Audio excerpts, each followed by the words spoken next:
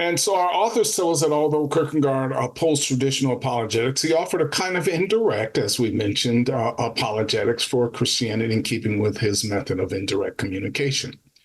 C. Stephen Evans, again, they suggest, has identified four basic apologetic arguments in Kierkegaard's philosophical fragments. So this was, again, one of his books. So the first one here, with regard to this apologetic argument, they call the no human author argument. So what is the no human author argument all about? Well, in setting forth the Christian position as a thought experiment, Johannes Climacus, this is Kierkegaard's pseudonym for the author there, presents it, that is Christianity, as hypothetical or imagined, to which his interlocutor objects that the position is already well known. So what do you mean, that it's hypothetical, right? We already know the position. Well, Climacus admits this, but suggests everyone who knows it also knows that he has not invented it. So yeah, it's well known, but you know that nobody, at least you didn't invent it, right? Mm-hmm. And so from this oddity, then, Climacus concludes that the lack of any human author demonstrates the truth, right? And so there's some uncertainty as to what this claim that, no one would invent it is. And so they suggest that Evans gives us kind of an interpretation of this. Evans suggests that in the context, Climacus' point is that the idea that human beings are spiritually dead and incapable of overcoming this position is not one that could naturally occur to any human being, but can only be known after God has revealed it, right? So that's kind of Evans' kind of take on right. The argument here that Kierkegaard is giving us. Yeah. Who would come up with this idea? Well, we're all dead, we can't know it, and so only God has to reveal it. He suggests nobody would come up with something like that, and so that demonstrates that it's true, kind of thing. Well, and the uniqueness of the Christian message, the Old Testament, you have the separation so much, all the things that we hear about, the shellfish and the tattoos of the cutting in the flesh, the not having two mixed fibers together, was to separate the Jewish people out, or the Hebrew or the Israelite people, depending on which area of history you're looking at.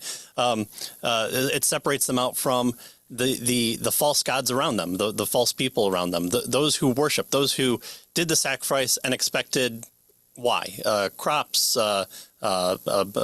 victory in war, safety, what have you. And then you had the Israelite people join them. But then the message from the prophets were, no, that's not what we want. Turn against that. We are looking forward to the coming Messiah, the perfected finalization of all these sacrifices that point towards that. You have the apostles who, again, we talked about last episode, where I have this argument from embarrassment where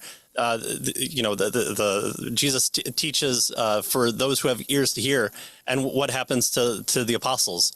Well, they go to Jesus and go, okay, but what did you mean by that? And so you don't have the conspiring of Paul and Peter and James saying, okay, let's write this down and say, okay, instead of having exactly what every other religion has, which is this input A, output B attempt, let's do the complete opposite and bring God down in human form, but he's still fully man and fully God.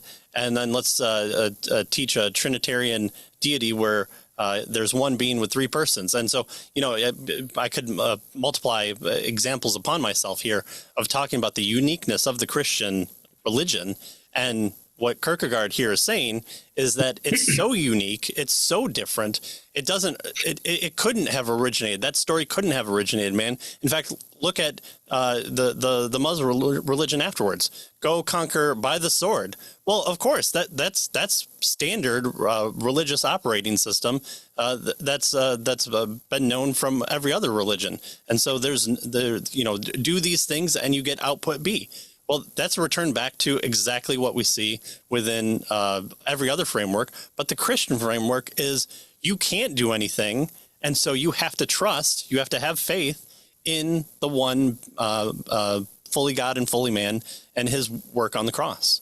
I mean, try making that story up. It's difficult. If on one hand, our atheist friend wants to talk about all these Bronze Age goat herders who can't do anything, but then on the other hand, those Bronze Age goat herders upended the entire might of Rome, were able to spread its religion throughout the known world using those same Roman roads. And then when Rome was about to fall, without attacking, without great armies, and exactly. Yep, exactly. So I'm long-winded here, but I want to make this point clear because we might get lost in what Kierkegaard is making as a legitimate and decent point here, is that the Christian religion is something that would be very difficult to make up and really hasn't been done because all other major religions in the world is this input A, output B type thing. In fact, the cults of Christianity, the Mormonism and Jehovah's Witnesses is a return form to input A, output B as well. Okay. There's my mini sermon right there. Yeah. So that's that's just the first one. Author. We have four. We have four. See, again, Kierkegaard. Yeah. Well, the second one is the argument for the uniqueness of the Incarnation. The second apologetic argument is very much like the first. Kierkegaard here in his poem about God becoming a man in order to be our teacher and savior is again shown not to be his invention or the creation of any other human being. It must have come from God himself. And again, this isn't just what we see and what other YouTube videos have tried to say is, the incarnation of Jesus is exactly like Osiris and all these other ones, except you have to change exactly what the story that is claimed to be, and you're having to input Christian words into the original story to make it more seem like, oh, look, there's a baptism here, there's an incarnation here. Well, I mean, yes, okay, if you take a bite from the shoulder of the mother and then form it out of clay to make a being of this mini God. Well, okay, then we can call that an incarnation. But is that exactly what the Christians from the line of a Jewish Old Testament carryover is referencing, or is this something unique and singular within the scope of this new movement that comes about in a person? Yeah. All right, so we've seen the no human author argument. We've looked at the argument from the uniqueness of the incarnation. The third kind of argument our book suggests is the argument from offense. So those who hear the story of the incarnation and disbelieve it are always offended at it, right? How dare you, right?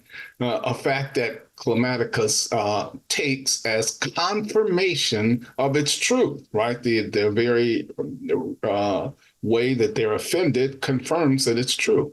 So the absurdity of the incarnation is viewed as an objection and an offense by the unbeliever, but Climacus views the reaction of being offended as an indirect testing of the correctness of the paradox. And so they suggest here that Evans explains that since we would expect people to find the incarnation absurd and offensive, the fact that they do is indirect confirmation of its truth. A person who wanted to make up a story would make up something much more plausible, as you have just alluded to and talked about. Right? Yeah. So the argument from offense, it's offensive, it's absurd. Well, okay, that's the idea. That the paradoxical idea then is that kind of shows that it's true. Who would make up something like that? Right. I don't get offended at the head of the pantheon coming down in cow form and producing children. That doesn't offend me. I don't get angry at that idea. But yet, once Christians start talking about Christian theology, well, then all of a sudden, it's Sky Daddy and all these other negative things, and you want to kill us and you hate us and all this stuff. And, we're not offended at nobody's offended at Santa Claus or the Tooth Fairy or the Easter Bunny, right? Right, but this, wait, hold up now, yes, I don't believe in your God and I hate him, yes. Well, the third one then is that the argument. Actually, I think this one is the fourth. Right. Yes. So the fourth one, the fourth of the arguments from Kierkegaard here is that the argument of the book as a whole. Evans contends that the argument of the book as a whole is the Christian doctrine of the Incarnation is a plausible idea.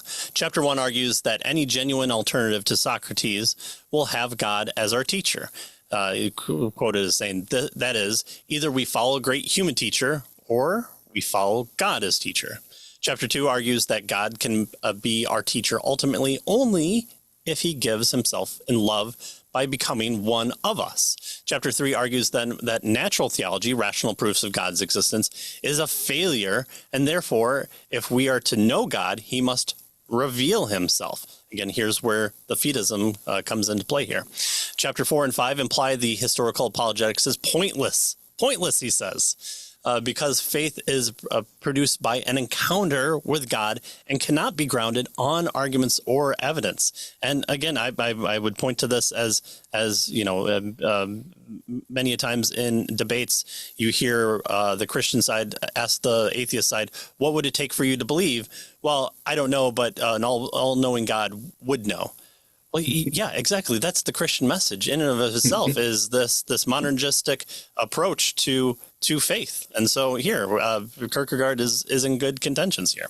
Unbelievers are offended by the Incarnation, not because it supposedly lacks evidence, but because they find it absurd. How dare you tell me that I need an incarnate God to come down in human form and take up my sin? A sin? What is that? That's offensive to me. I don't know why, but it is. Yeah, and so our authors tell us that Evans' reading then of the philosophical fragments, this particular book, shows that we must be careful not to read too much into Kierkegaard's rejection of apologetics. So on the one hand, Kierkegaard rejected attempts to make Christianity plausible, right, in the sense of making it into an intellectual system to which one might comfortably give assent, right? True Christianity always requires leaving our comfort zone. And then on the other hand, though, Kierkegaard offered constructive suggestions for ways to show indirectly that Christianity is true while retaining its radical, life-changing character. Right. There is, to be sure, a naive and irrational Fideism that waives all questions and squelches all doubts with a demand of just believe. That's it. That's all you need. But this is not the kind exemplified by Kierkegaard. Indeed, from his perspective, it's a nominal Christian who assumes he is a Christian because of his baptism, doctrinal belief, church membership, morality, or even piety that has failed to think seriously and clearly about the Christian faith. And I think that's something, whether you subscribe to this or not, that is a definite challenge for those within the walls of the church. Yeah. All right, so that's Kierkegaard, and he's clearly a Fideist, right?